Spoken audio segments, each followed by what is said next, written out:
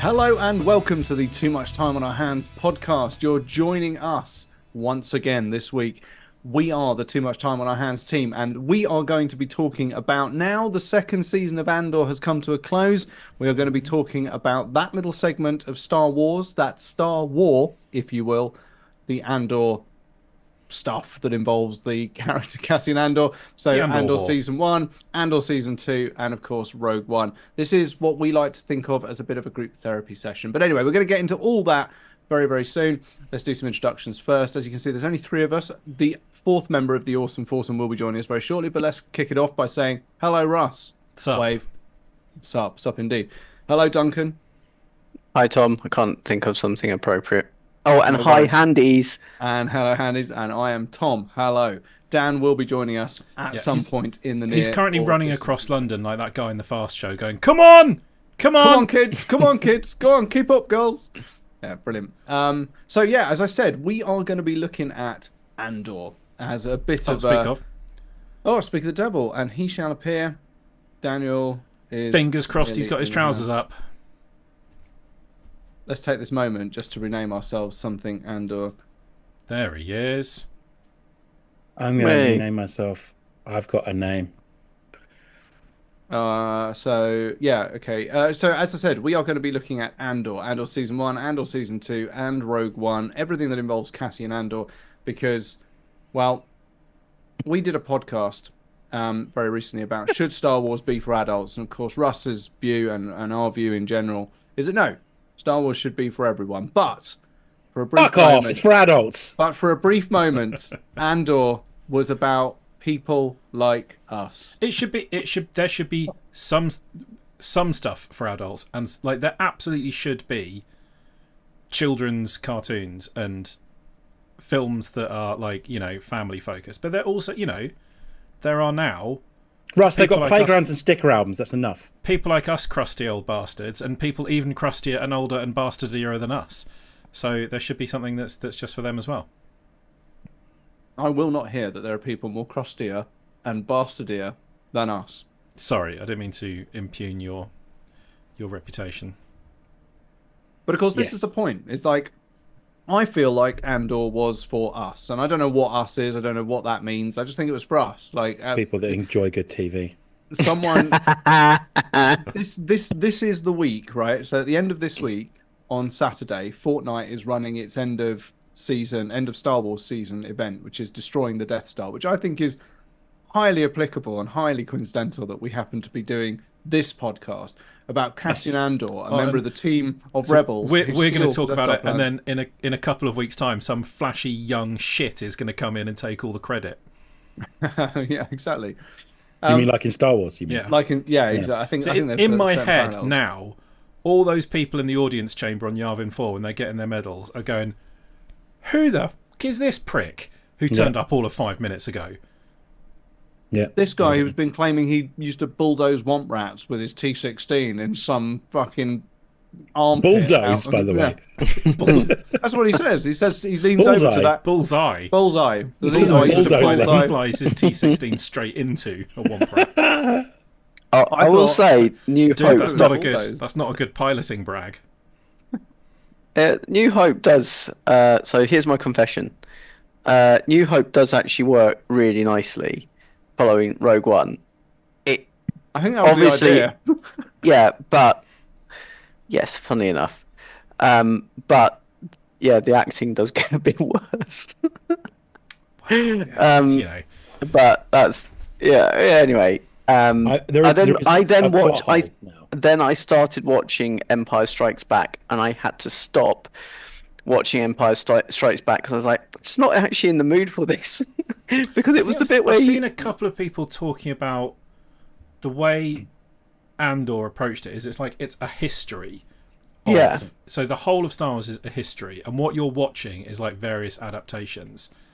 So you're going from like, you know, you could be watching like the Baz Luhrmann version of Romeo and Juliet, and then you could switch to like the austere 70s BBC version of it, and they'll look and feel very, very different, but they're all different takes on the same history. Okay, my main issue was I didn't want to watch Luke being a whiny bitch to Yoda, so I stopped and then went and watched Rebels because it's actually really good. And I wanted something a bit more Andor-y. I'm and 2 Rebels, seasons into Clone Wars now as well. yeah, there you go. Can't do it. I watched that. It's- I watched that one episode of Rebels that you're meant to watch. The secret cargo. Rebels one. is good. I enjoy Rebels because I'm sure it is, but it's a kids' cartoon, and I've got shit to be doing. well, I watch it during washing up, like I did What with do you Andor. mean watching Below Deck? Yeah, exactly. Yes. Yeah. Anyway, that was my confession. I actually stopped watching because Rogue One is fantastic, and then Empire Strikes Back, which is meant to be the best Star Wars, kind of had to stop watching. Do you want to hear the fun plot hole now? Okay, sure. Why didn't they just send Will to Saw Gerrera? How do you mean? So in Rogue One, they go, right, we need to get Jyn Erso because like she's got this relationship. They've got that guy who's still Yeah. around Yep. and is like mates with Saw Gerrera now, and actually Because tested they're- by him. Because why he's a did they just send Rido. him? He's his fellow Rido huffer. Yeah. Yeah, exactly. I love the fact that he's when he's inhaling now. We know know that it's not Yeah, because like- he's having trouble breathing. It's Because because if he you wants watch to it, get he's high. actually he gets crazier Yeah. after he inhales. That's when he starts going, "Did you come here to kill me?" Like it's straight after he's taken a puff of his insane hallucinogenic fuel. inhaler. So maybe that's because Will gets killed in the next couple of days, or he's doing something. Yeah, I important. mean, you know, like there is. It's not literally straight. There is a bit of time in between, isn't there? No, I think No. it's No. about No, four, but he's 3 in. to He's 4 in days. Rogue One, isn't he? Who? Will? Is No, he? he's Or is he not. No, he's not. I'm thinking of Melshi.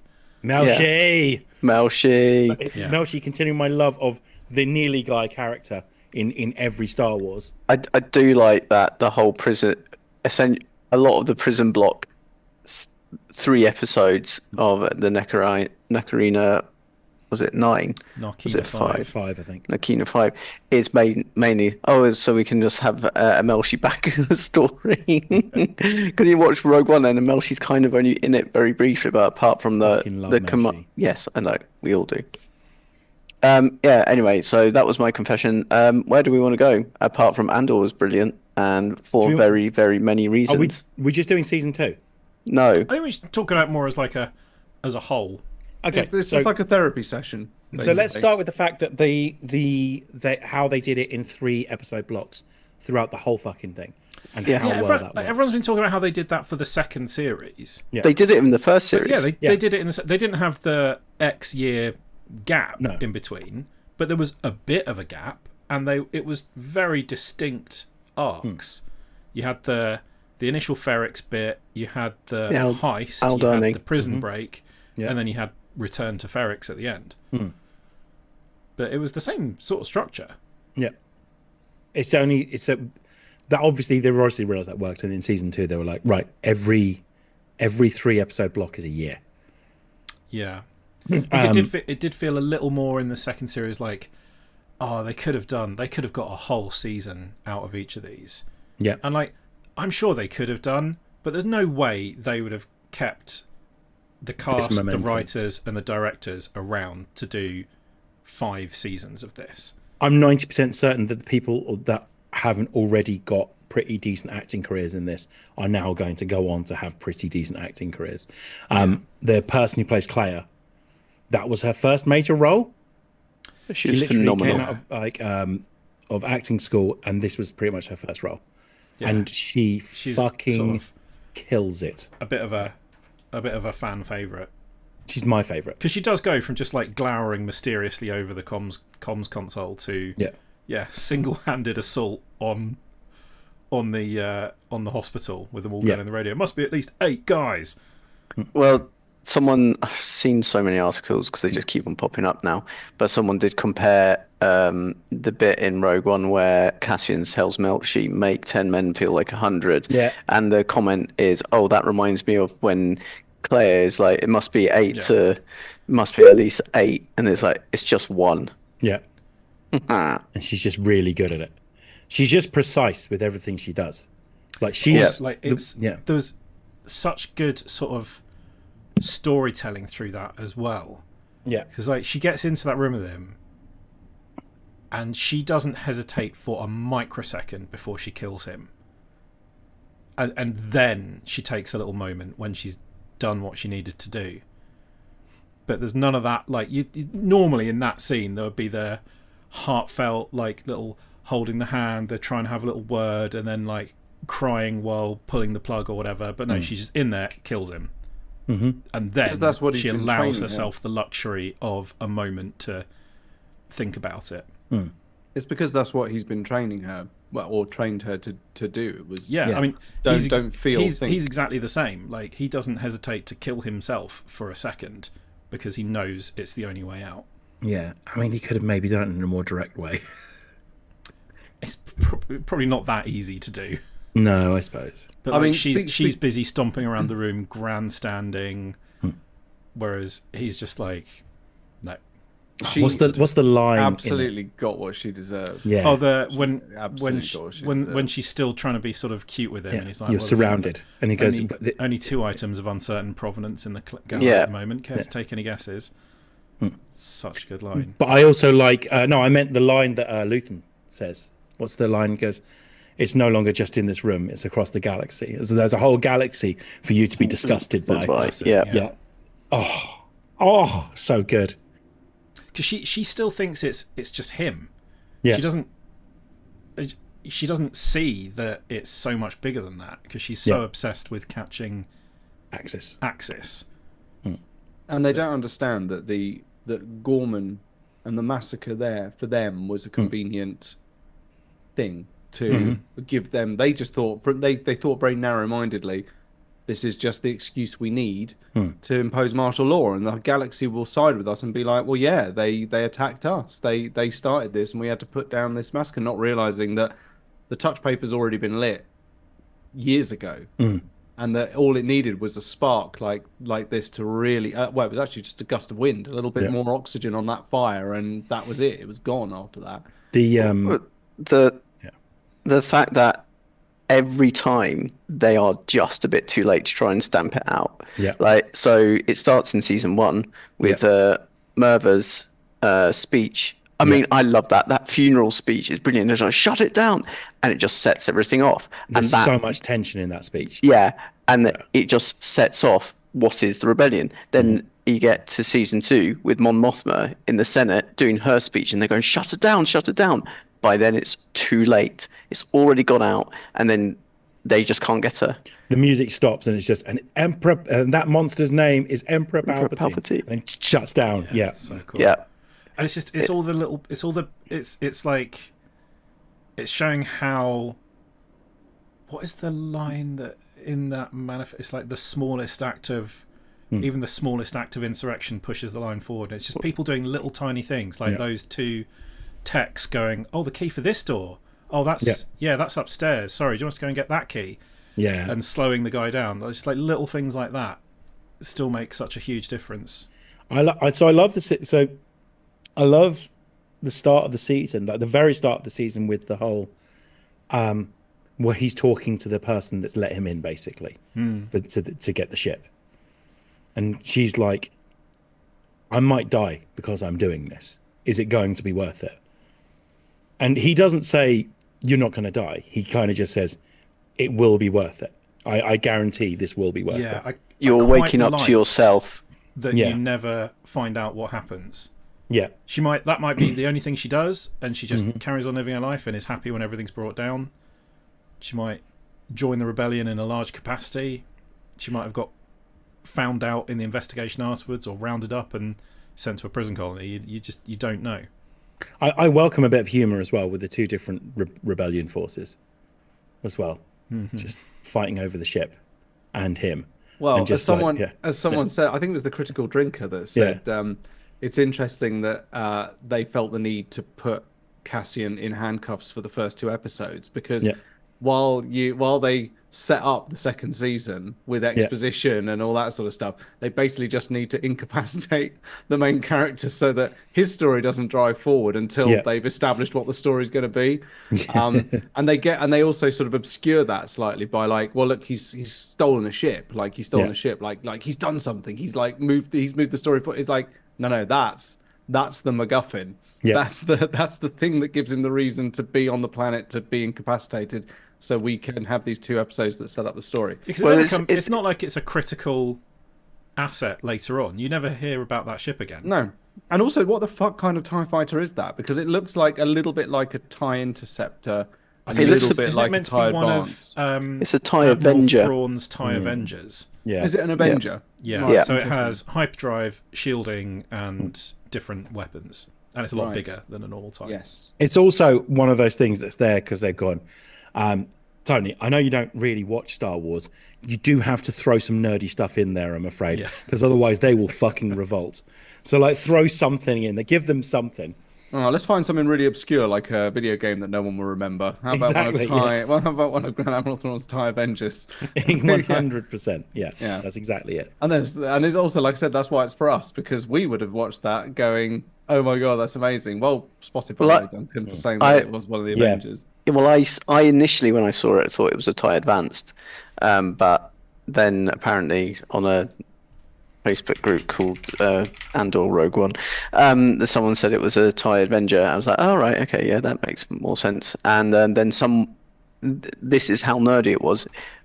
A military guy said, yeah, that is a prototype, and it's what's called over-spec prototype. Those are extra seats, because people were bothered about why were there extra seats. It's like, it's for the observers. That thing is over-spec because they want to show off what is possible.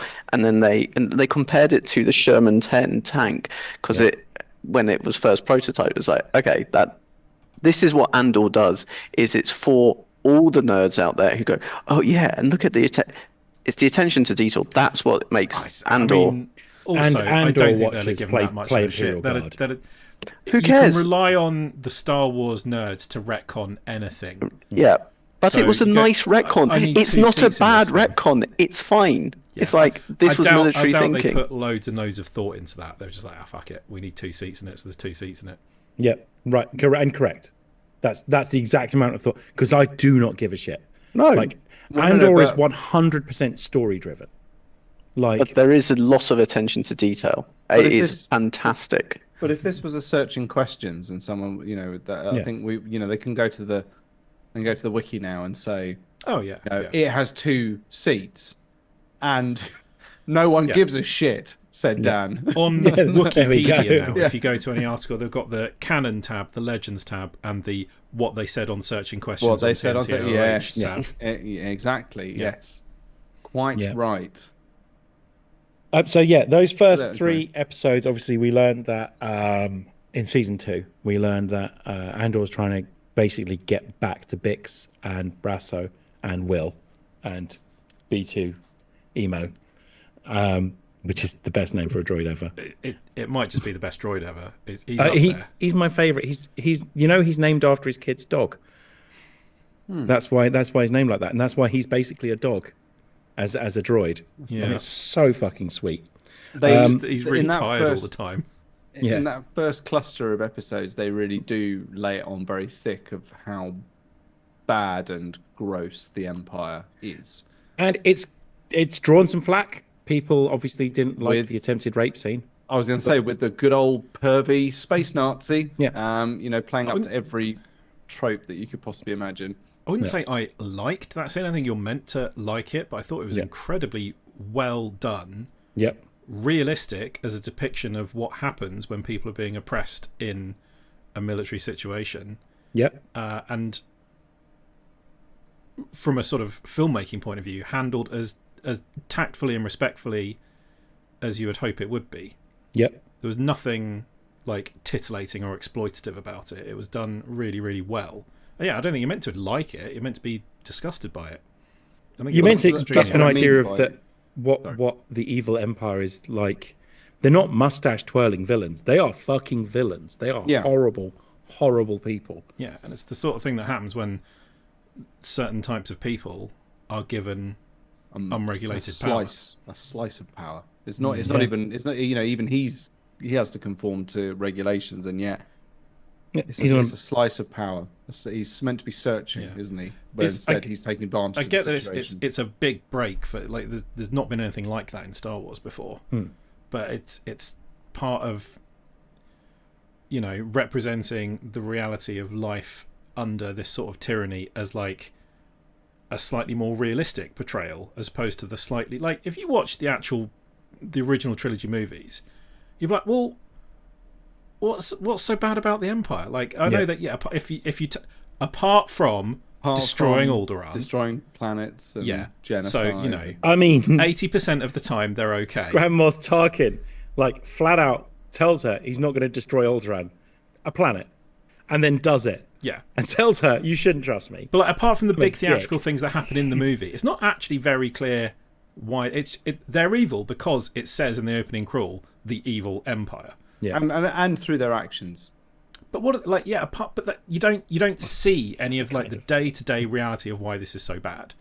You see them fighting the rebels, and you see shit like blowing up Alderaan, but you don't get the sense of what life is like for a regular citizen living on an imperial-controlled world.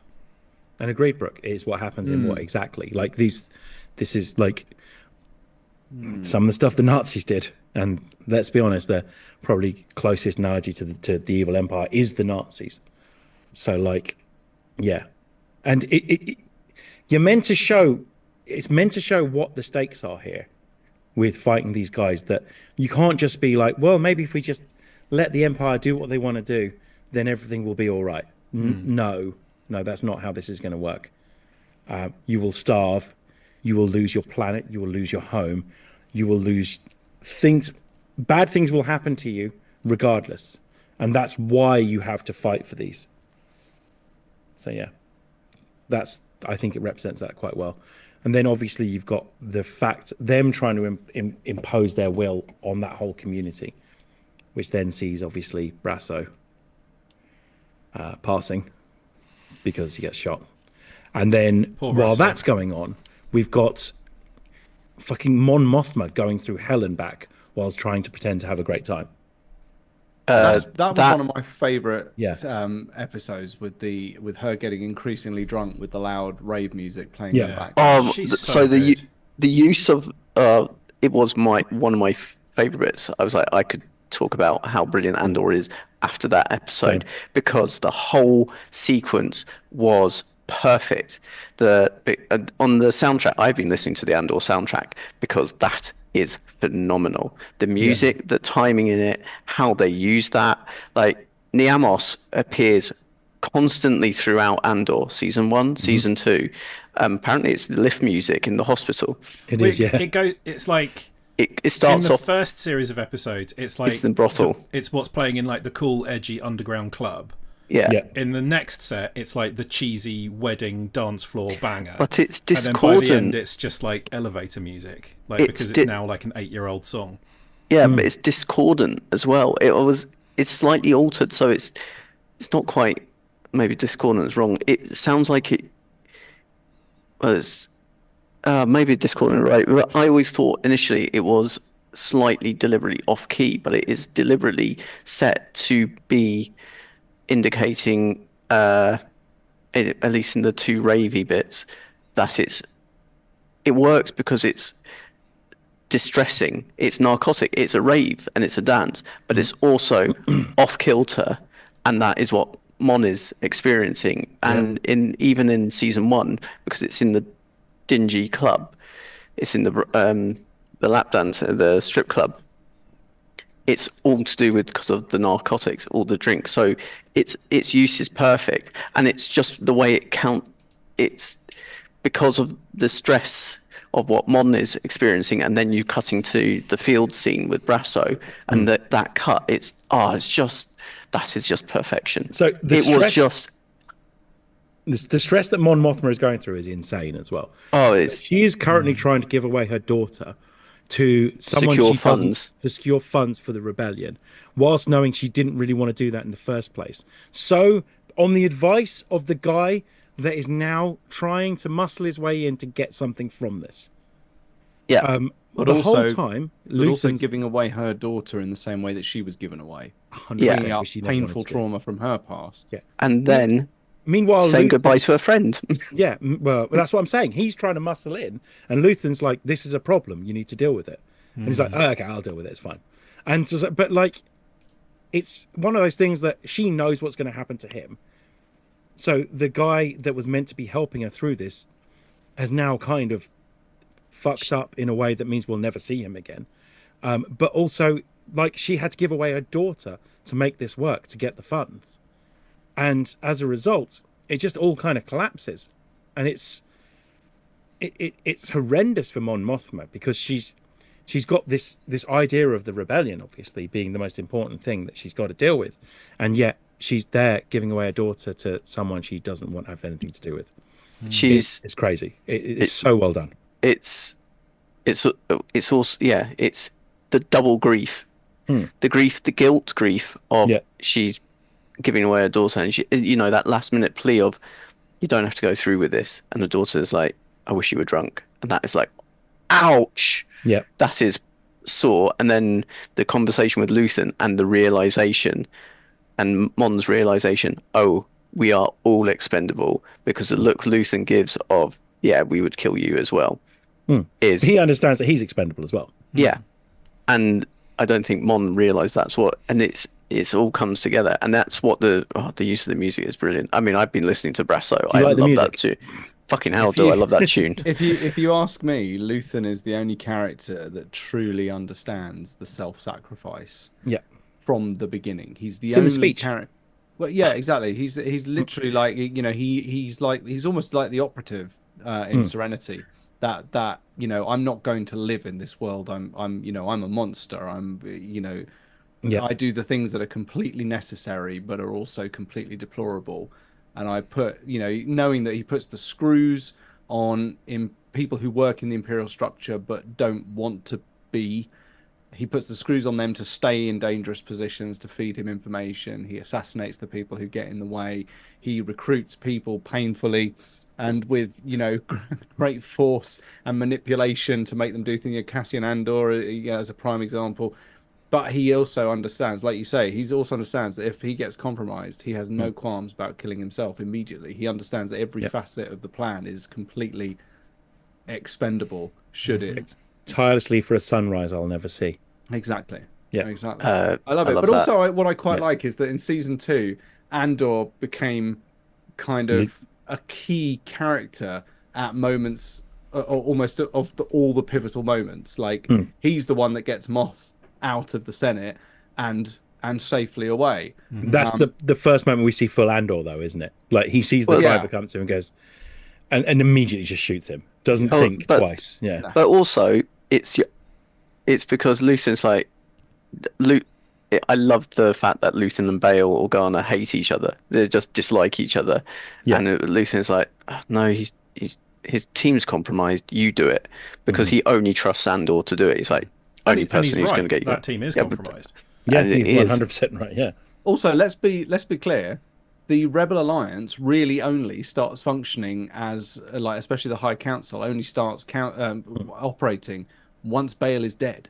They react they're all stalled with bickering, and Bail's leadership seems relatively, from my point of view, seemed relatively ineffective to the Rebel Alliance leadership that immediately he's leaps on into Alderaan action when it blows up, isn't he? He is, yeah, he's killed on Alderaan, and actually probably for the best for the Rebel Alliance anyway, because he was just stalling everything. He's in Rogue politics. One, isn't he? Yeah. So I think in fact, isn't there a scene where he's like, right, better get back to Alderaan. Yeah, I'm gonna go back to Alderaan. He goes, I'm going to leave my drink here. I'll tell you about that thing I was going to tell you about when I'm back, and I'm off to Alderaan. But by the way, I left 1,000 credits in the. Oh well, don't worry about it. I'll tell you when I'm back. He even drops the line, going, "I'll send someone I trust," and you go, "You can trust her." He goes, "I would trust her with my life." Yeah. This computer-generated version of my daughter, the lying cow that she is. Yeah. Like, this is a diplomatic mission, mate. We've just fucking seen we you just- over there. You just ran away. It's Yeah, like it's got the same license plate on.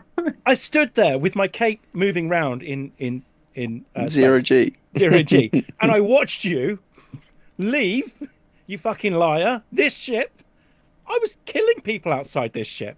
Yeah. Like, No, yeah. I mean, there's like not even a flicker of recognition when Lord Vader walks in A New Hope, is it? They just kind of like, there's not even a. Hang on a minute. I think there's They're the same colour as the corridors we were in. Wait a scorch second. marks from a Oh, this is lightsaber crazy. that look remarkably the same size as mine on the wall there, but never mind. Yeah. That's I good. fucking He love it. didn't ever actually get into the ship, did he? He was in. No. They were in No, the he other got- ship that the blockade runner was. blockade dodging. runner. Pretty fucking close though. What's it called? Tantive 4, isn't it? Yeah. Yeah. I love. So that's the first 3 episodes. The next 3 episodes are where it's Bix and Andor on In the Coruscant. safe house, isn't it? Yeah, in the safe house, Yeah. where she's going slowly insane, like remembering obviously all the things that she went through. A hell of a lot of PTSD, Yeah. and it's the dream. It opens with her having the dream because they've just come back from a mission. Which don't really get full details, but Andor killed a soldier just because he saw Bix's face. And the first 3 episodes, you get an idea that Andor is just out to protect Bix. These 3 episodes, you get the essence that Andor is really paranoid about. You know, it's all about it's Bix coming out. It's to I'd help be with paranoid Bix's. as well. He thought he'd got everyone away and they were safe. Yeah. But like it was further proof how far the Emperor's reaching, and they now think the best way of avoiding them is to literally be on the planet where they're most prevalent. And that's where we start getting, because in season 1 you get comments about what's happening in Gorman, Yeah. and then it's those next 3 Halkite episodes. substrates. Yeah. Is Gorman mentioned in season 1 of Andor? It is. Is it? Mon talks is an about it. established thing. It is, but it's like, oh, I can't remember. I think it's only like a few mentions in Senate talk, and it only features during Mon. It's not like a key thing, but it is mentioned. Other little side note: if you read Kill Team Volcus, there's a planet called Gormain in it. They've got a Gorman in. It's probably not the same. I mean, the description is very similar, but Spiders, then you. calcite substrate, calcite alternatives. Yeah. Yeah, well, it doesn't quite do that, but anyway, where was I? I lost my own train of thought. But yeah, then you get the whole Gorman build up. I mean, Valerian Sky, come on.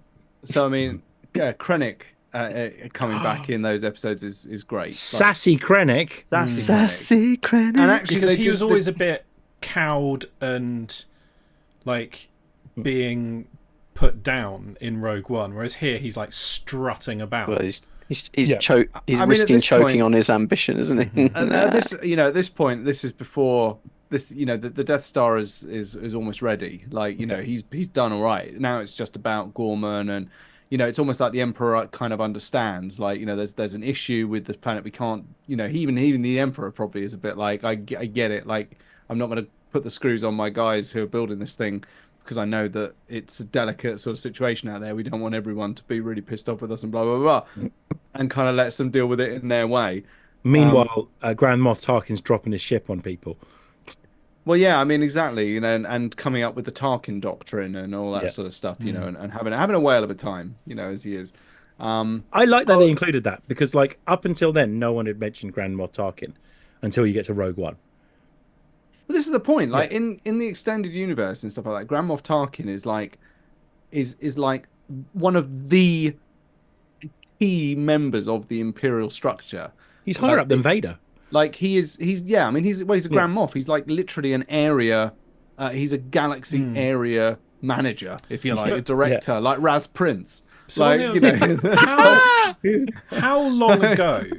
Because they talk like the memorial in the town square in Gorman is to when he did that. Which was How long ago was 10 that?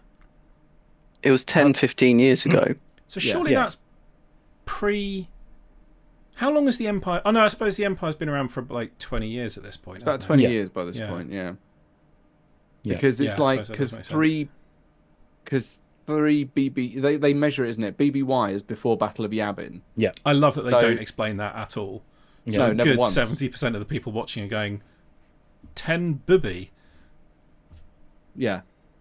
Before Battle of Yavin. So again, like I mean, it was for us. I don't know what us means, but it was just for the type of people that understood what BBY meant. People, You know. I think they just went. People will look it up if they don't get it. I think you would, yeah. It's like, it's obviously, well, before something important, and it's counting down. So it's pretty obvious what's happening. Yeah. So these 3 episodes. This is where he goes to Gorman, right? Yeah. It kind of all molding as one. the sexy fashion designer. So sexy. it's It's Slick back hair. so sexy. I can't tell if I prefer grubby Diego Luna or fashion designer Diego Luna. Yes, is the answer, Russ. I like Yeah. I like both Yes. in a sandwich. I mean, that's what Bix basically said. Yeah. All right. And we're also. This is where we find out more. This is where we get more Cyril and Dedra. Daedra, yeah. This is my favourite arc of the whole. I think Cyril and Dedra's storyline is probably my favourite through. Because like, you're rooting for these kids. You like them. I disagree. But I you do, fucking like, hated them like, throughout. You might not like what they're doing, but you feel for them a bit, especially him. Oh, he is being manipulated. Yeah, Hard. but I don't like. I think she genuinely does love him, or as Kinda. close as she can get to that. Yeah. So like, is it in She's this still arc? manipulating him. Is in the first arc you meet the mum again, his mum again, right? And they Yeah. have the meal. Yeah, That's so fucking at great. first you think it's like that, you know, she's left him. He's been sent to this backworld, backwater planet with a shitty job, and his mother's still haranguing him. But then you realise it's all sort of like a slightly undercover thing, and they're actually together, and he's like working with the ISB. But The meal comes in the first 3 episodes, I think, and because that's when Dedra lays down the rules, and we get the classic classic GIF of Cyril. Cyril flat on his face on the bed. I am so disappointed so it good. was Cyril Khan and not Cyril Figgis. It would have been It's so good, and he just did that himself. He just said to himself, "What would I do in this situation?" And then walked out of the room, and then threw himself on the bed. And it's so good. It works so well, and the way he does it, And he's just is sort of going, perfect. Yeah, it's just, I do agree, though. I think she does love him. I think it's maybe the first time she's ever felt like that towards another human being. But also, you know, she's a manipulator at heart anyway. So she knows she doesn't understand. She probably doesn't understand on any level that how she's treating him is bad. She probably thinks, well, you're probably manipulating me in some way. You know, you're manipulating me to get promoted. She even says that to him, doesn't it? Like, you know, since we've been together, like, you've accepted all the promotions, like, and it's almost like she doesn't, like a Burmese cat. Burmese cats will just sit on your lap and go, and like, they don't understand that you might not have time to stroke them. Do you know what I mean? So she just, I don't think, really kind of gets Sorry, that. I actually honestly thought you were talking about his mother for a moment. No, which is actually wonderful. yeah. I just don't think she That's understands. Like I believe she believes that. I believe that she believes that when you find out that she's effectively an orphan raised by the Empire, and presumably was like identified at an early age as suitable for the kind of work that she does. Also known who's as the the guy nut. she always talks about? Who's the guy that will like get him the job and stuff like that? Like Uncle his Harlow. Uncle Harlow, that's Yeah. it. Yeah. Uncle Harlow, yeah. She's Well, I've seen "He's his a shady crime. motherfucker. You don't want to be tossing that name around." Is it actually his uncle, as in Uncle Harlow, or is it Uncle Harlow? No, it's uncle, as in. Uncool. Like Star Wars name UN apostrophe. No, I think Yeah. it's his actual. It's his actual I think it is uncle. his uncle. Yeah, like Okay. her brother. Not. I've had to watch a lot of this with subtitles on, and it is Yeah. just uncle. yeah. So Oh, okay. But fair yeah, enough. you do like the although they are They're space right-wing Nazis, motherfuckers, Russ. I know. No, but like from on No. a character level, at that point in their relationship, when they stand up to his mother, when they're like off doing things, the whole turn the lights When they're out, having Cyril shit sex bit. with the lights off. You're The- rooting for them, and like she is. Well, Cyril's like, rooting for as something awesome at as that she point. is at her job, she's still like the only woman working in that room. You can tell that she's been shat on her whole career, presumably because she is the only woman in the ISB that you can see at that No, sort there of was one level. other in season 1. in as like an investigator type person. Yeah, there was one other who was getting grilled by Partagaz. Oh, You're right. right. Well, there you go. Yeah. You're right. So, Women like, in right-wing situations should stand up for themselves. That Maggie Thatcher wasn't all that bad, was she? No, this is what I mean. I think they do such a good job of like, there are sympathetic aspects to those characters. No, I throw Molotovs at both of them. I think it was what's her name? Who's the actor? Goth. Denise Scott. Who's fucking Good news. Yennefer, by the way, in the Witcher games? I didn't realise that. Now Dan now has very much conflicting Team issues Triss. there. No, I disagree. Triss over Yennefer. Anyway, Whatever. Really? whatever. Yennefer and Geralt are true loves. No, in my game they're not. Even Tom? after the gin. Like, Is this a like a true Tallymancer love. situation? Can you completely go one way or the other way? Yeah, you can. Yeah. Oh, And Triss. it's easy to do it because of the previous 2 games, which kind of lean towards Triss, but actually Yennefer and Ciri and Geralt are definitely the way it should go. They are true loves, and they are a distant family. But yeah, Team Triss.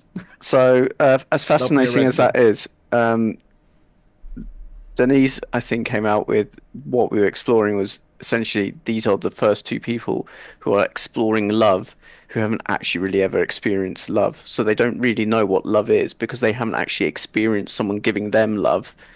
Because Cyril hasn't. He ran away from his mum because she's oppressive and has just been... Her way of giving love is a form of abuse, almost.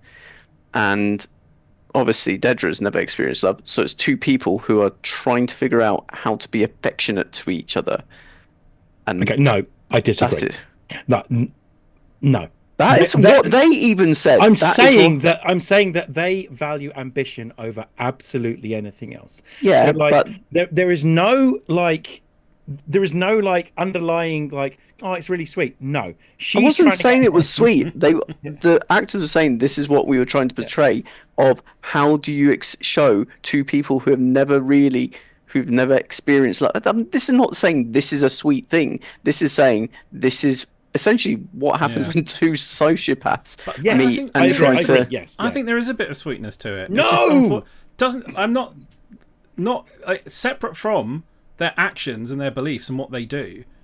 There is an intrinsic human sweetness to their relationship. It's just a Separate shame from that their they're both a actions- pair of complete psychopaths as well. separate from their actions, beliefs, and what they do. Yeah, I'm What else talking is about just literally the core of their relationship is quite the emotional sweet. You sort of almost think connection. like in another world, they could have, they could have been something completely different. But yeah, you end up with like she kind of.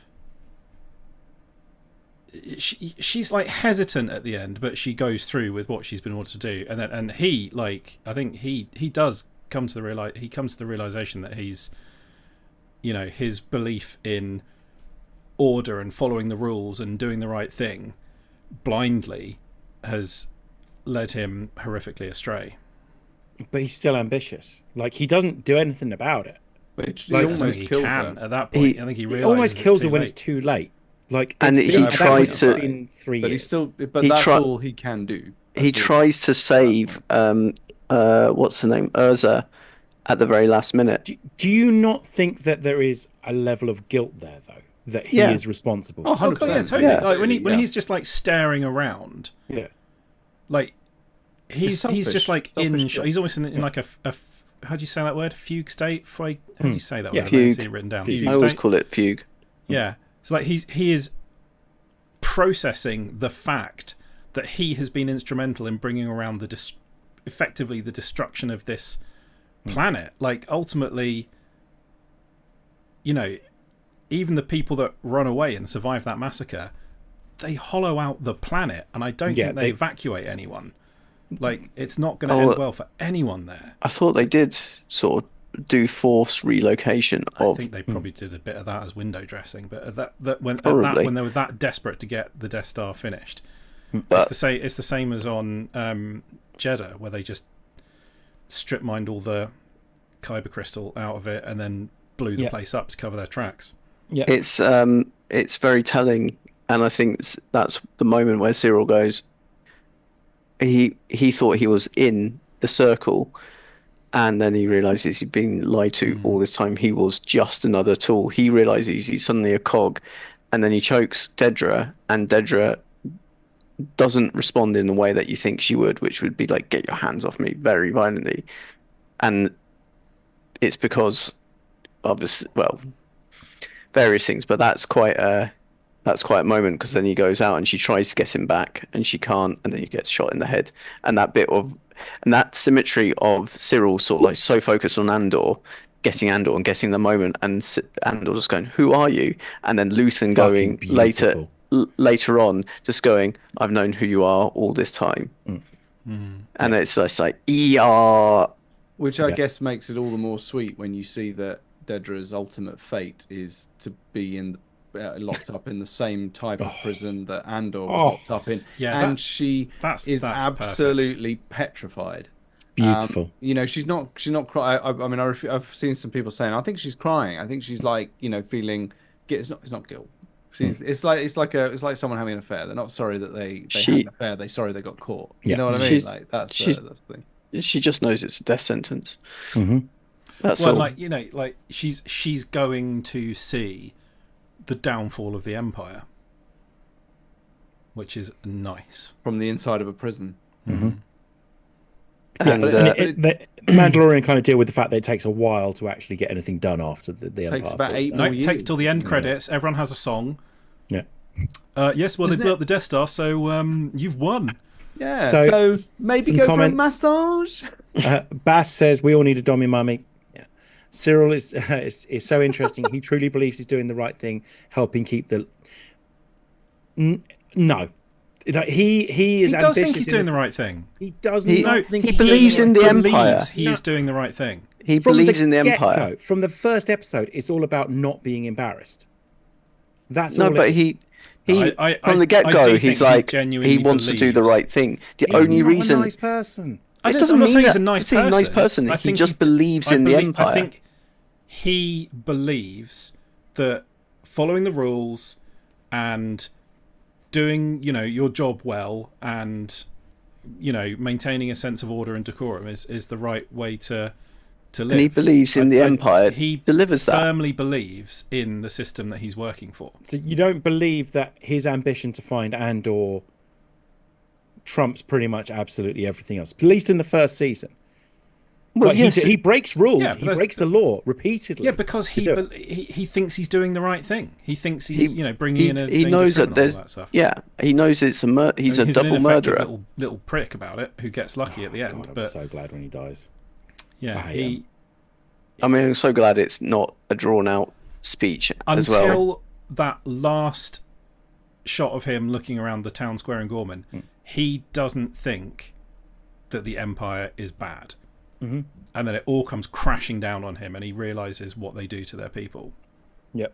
I think it's a very. I think the actor that played him did play it very well. I think he managed to get across the fundamental devastation and desperation that people can feel when what they believe to be true is completely shattered in an instant, and it just so happens that he gets killed almost immediately afterwards. So he died at almost, it's hard to not feel some level of sympathy of someone being that low at the time they die, but obviously because it's got that narrative structure to it and stuff like that, you do. I mean, when he died, I was like, thank God, because he's a fucking idiot and he's been completely manipulated. And actually, I often think to myself, who's more responsible, the manipulator or the manipulated? And actually, it's about 50-50. If you're dumb enough to get manipulated by anyone, like, you do deserve what happens. But I do, but obviously, like, to an extent, obviously. No, depends on if the manipulation is listening to right-wing rhetoric, and I do kind of agree that, sometimes it can be very persuasive, and sometimes you throw yourself in too deep, and as a result, you kind of don't want to ever be proven that maybe you could potentially be wrong. If you're being told by a person that you think you might love over and over again, that you are working together to create a fantastic society, it does make it more difficult. Order and and you're being promoted and your life is getting better and all that kind of stuff, then it would be very hard to kind of break away from that. But ultimately, should we be happy for him that maybe he saw the reality of the situation moments before he died? And she's being manipulated as well. And so 100%. Yeah. So she's got when the other guy turns up and he goes, but you're still in charge. She's not in charge at that point. No. At no point is she ever in charge. And also, she genuinely believes that we get this done and we can just go back home, I'll get a promotion and we'll live happily ever after. Which obviously is bullshit. No, you're going to end up sparking a galactic civil war. Yeah, 100%. 20 years ago, there was the Clone Wars, which was a galactic civil war. Yeah. You're going to spark another one of those. Yeah. That nearly decimated the galaxy and ended up with Imperial rule. I mean, the bit of her realization of how much she's in when Krennic puts the finger on her head and goes... Completely improvised, by the way. Give me... say the name. And she says Death Star, not Stardust. Yeah. And you're like, oh, she knows too much. Yeah. And then when she's... her face of freedom. Oh, shit. Freedom when they talk about...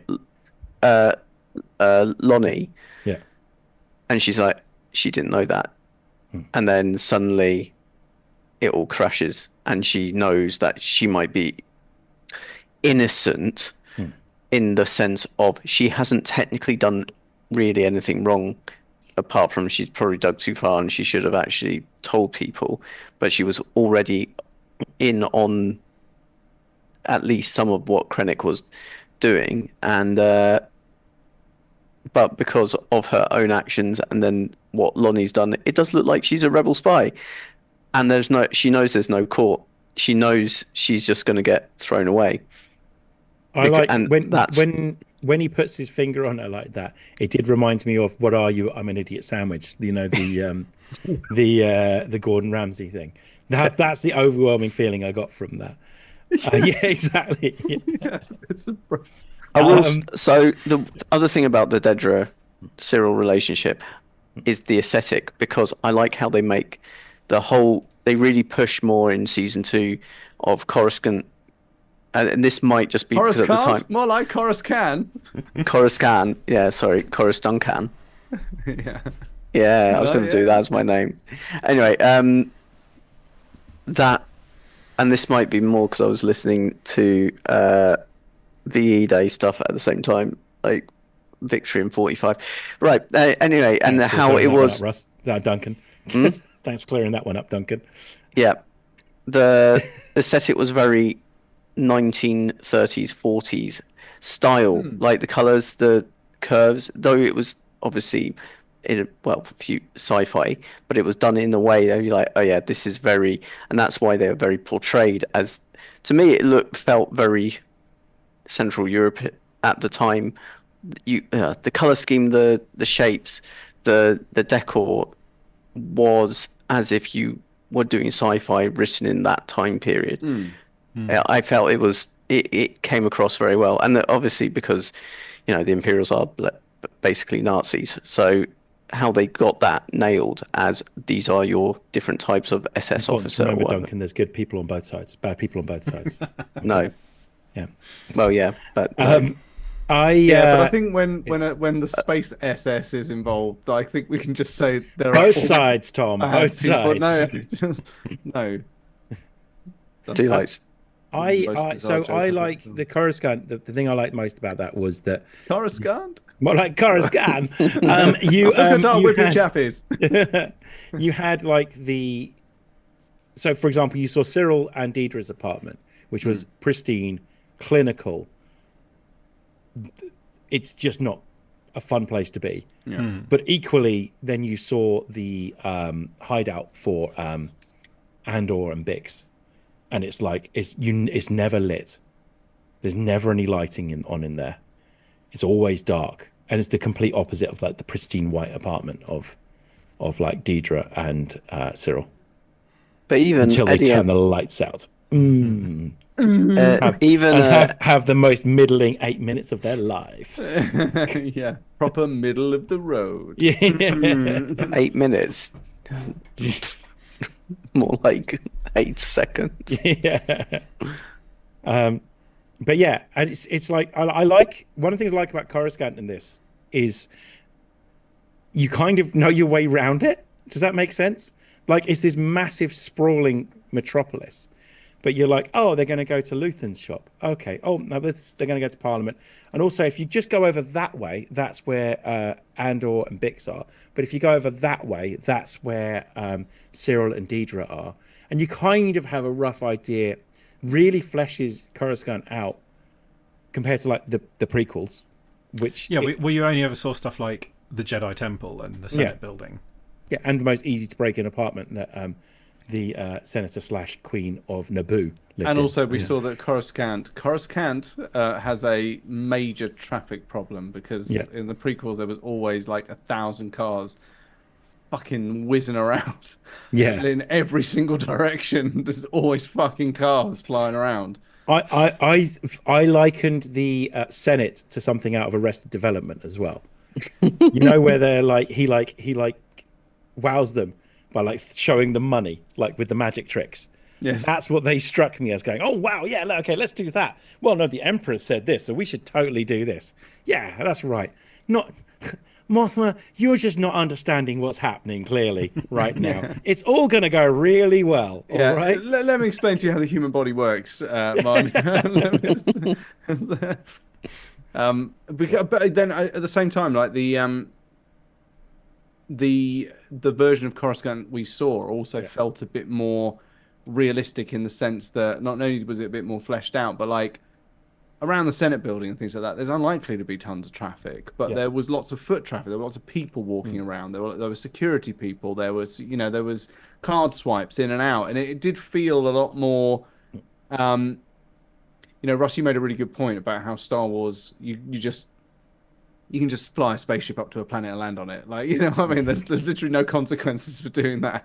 Like, and that's the bit that I'm glad it didn't lose, if you know what I mean, because I think that's almost the Star Wars charm, is that it's dangerous when you're on a planet, but when you're trying to leave it, it's it's fine. It did feel a bit ridiculous that he could just fly in a. Is he still in the stolen TIE fighter at that point? No, he's in Luthen. No. He's in one of those. He's in a U-wing. No, he's in a U-wing. But he can literally just there's no like try landing at Heathrow without telling them that you're coming. Yeah. It won't end well. Little time, Russ. Little time. But you can just fly into the capital of the, and also when he arrives, there's no other ships in orbit, which actually it's probably realistic. Even if you had tens of thousands of ships in orbit, they would all be so far away from each other that you wouldn't be able to see them visually. But that's Expanse sci-fi rules. In Star Wars, there would be a traffic jam coming in out of the hyperspace entry point. Yeah, there would always be a Star Destroyer waiting to ask you for your code. There would be like a space truck with some comedy Brooklyn alien going out the window, waving his cap at people. It was talking about if George Lucas was involved. Talking about cool spaceships, Luthens, and that bit where he gets in the tractor beam. How hard did everyone come at that? Yeah, really. Well, that's Series 1, isn't it? Yeah, that is Series 1, but it's very awesome. It's pretty awesome.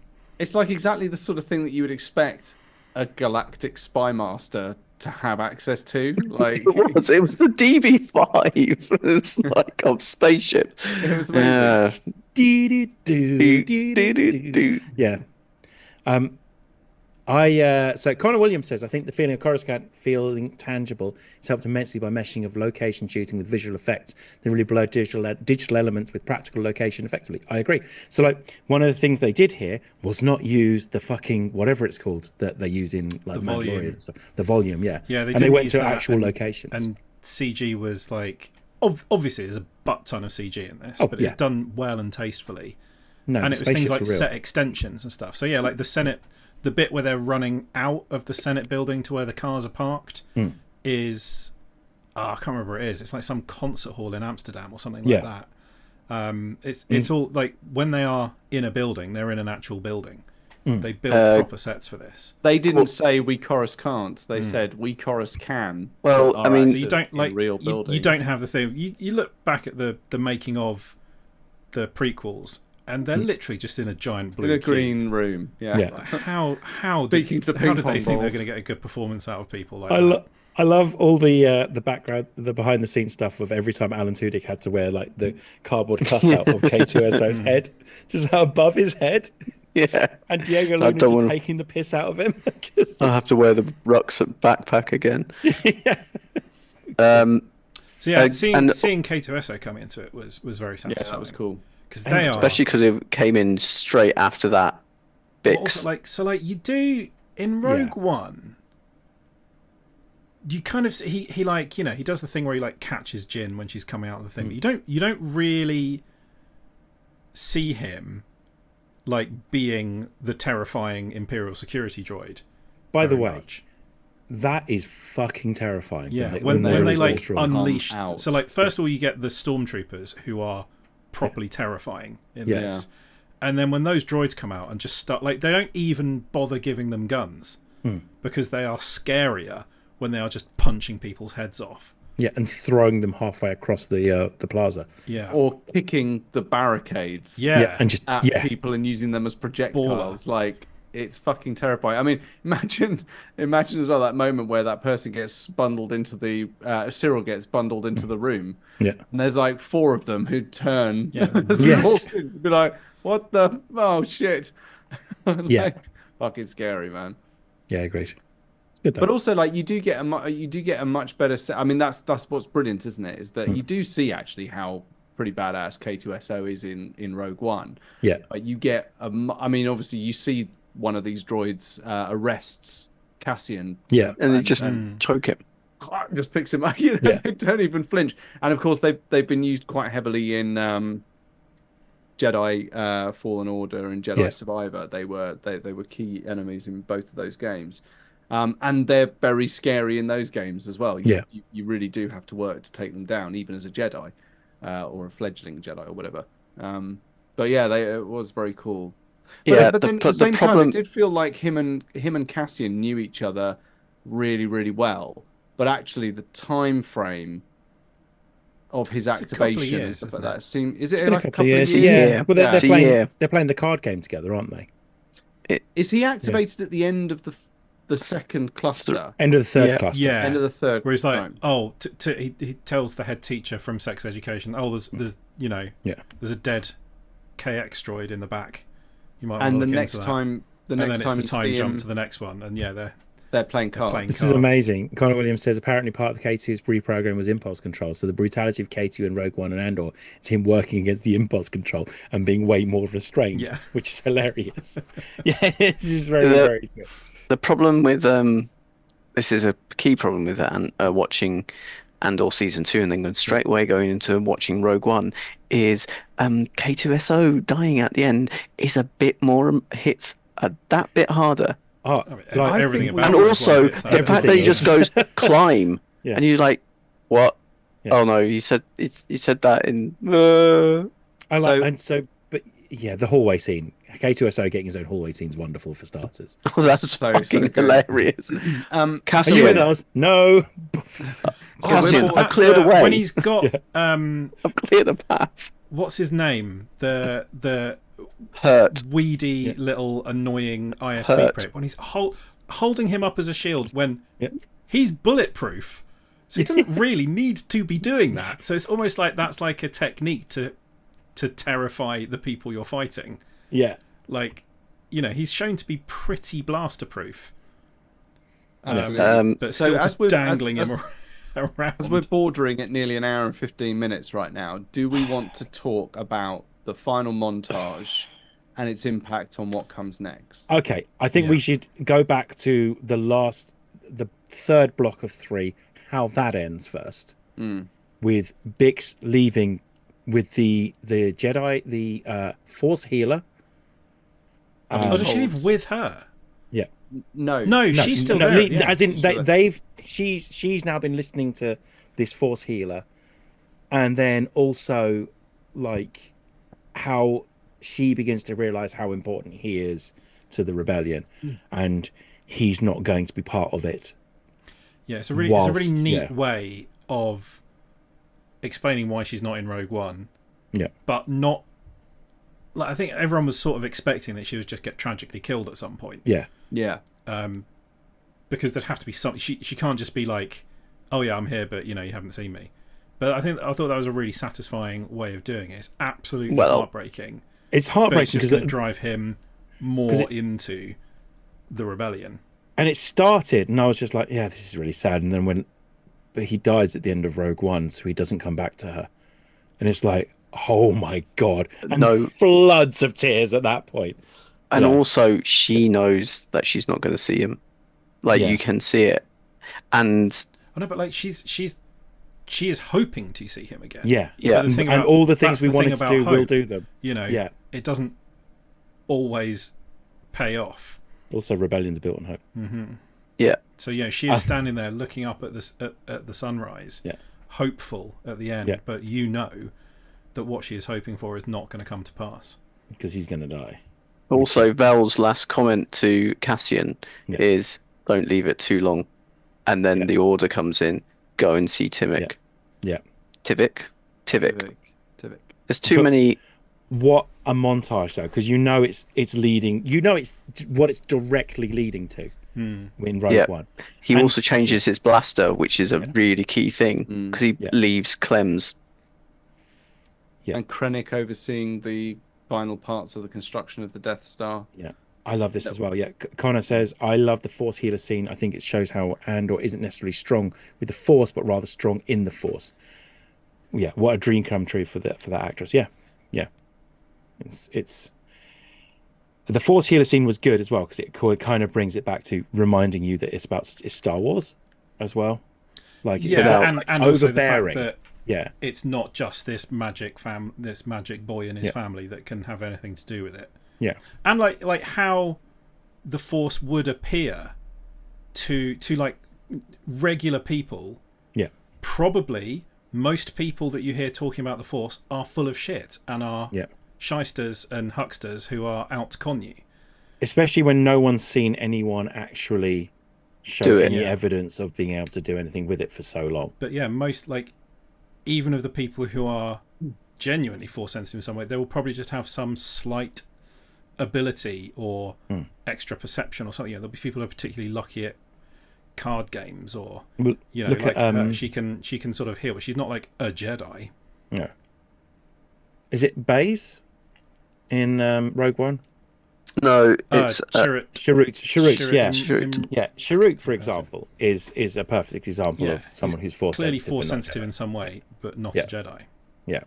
At least he is aware of it and knows about it and knows about Jedi and everything. But he's a similar actually sort of going back to season 1 with Luthen handing over the Kyber crystal of this.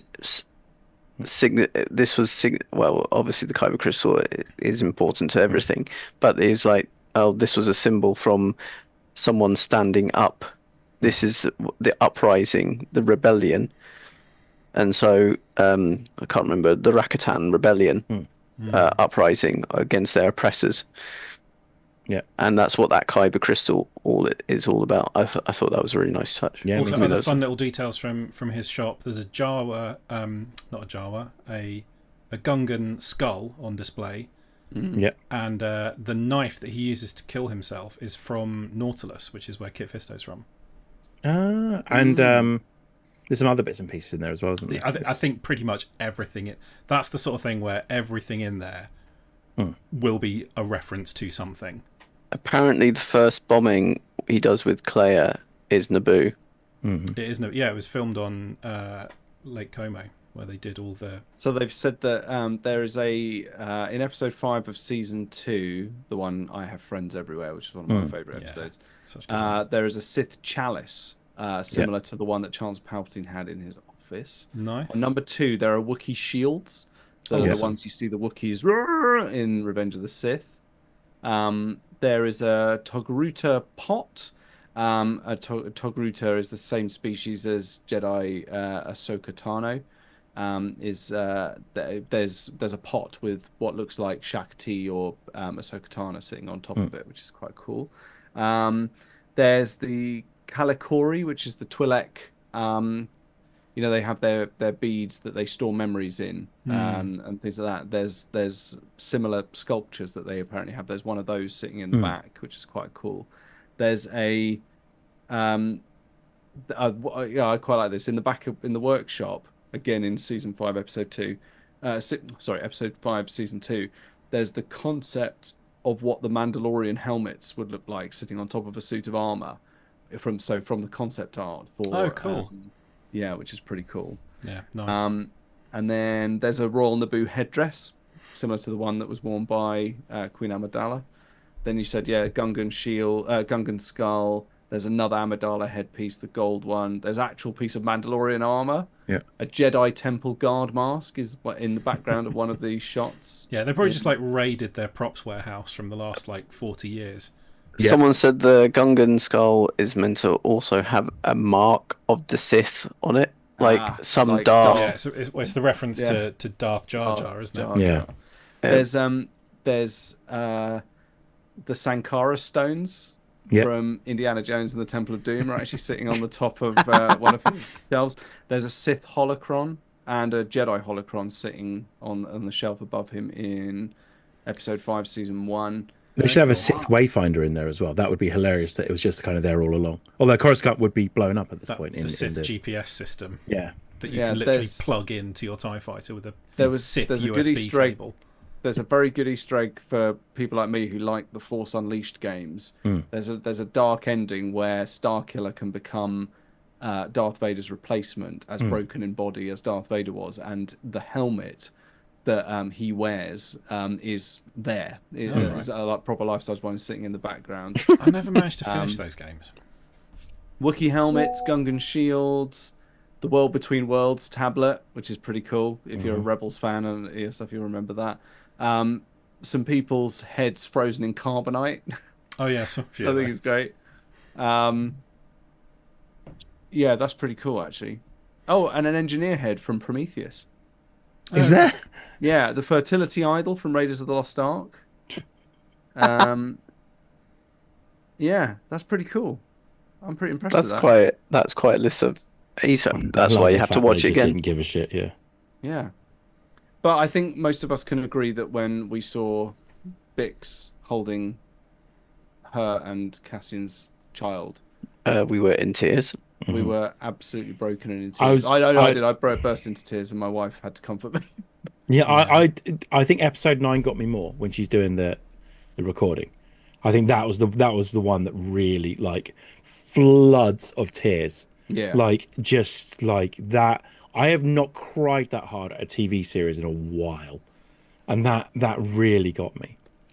Also, and he runs out. I was just broken. I was he runs out and realised that then he kind of loses himself to the rebellion at that point as well, because they're like, hey, we got this the security droid. But then also Clea in the hospital. That was heartbreaking throughout the whole bit as well. Yeah, because you find out more about her relationship with Luthen as well. That was so well done. I thought it could have been. Well, I sort of went away from it thinking that they could have ended up making that so hackneyed and shitty with all the flashbacks, but actually they were so. It was excuse me, so poignant.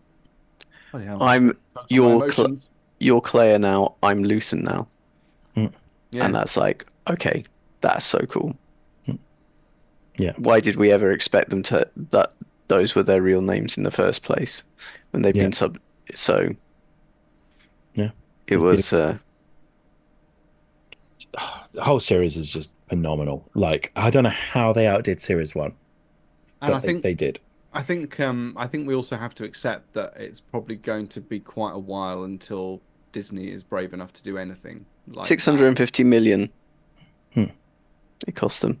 Yeah, I don't Many think Bothans died died. to get us this I information. That's just all don't I'm going to think- say. I just I don't mean, think they're going to be. I just don't think they're going to Manny be. Bothan. I just- A whole series about Manny Bothan. I just don't think they're going to be. Disney will be brave enough to do anything like this for Star Wars again. Something is a that shame. is so mature, which is a shame. But I think that's the point, isn't it? We'll have this When forever. Battlestar Galactica was coming to a close, I can't remember the showrunner's name.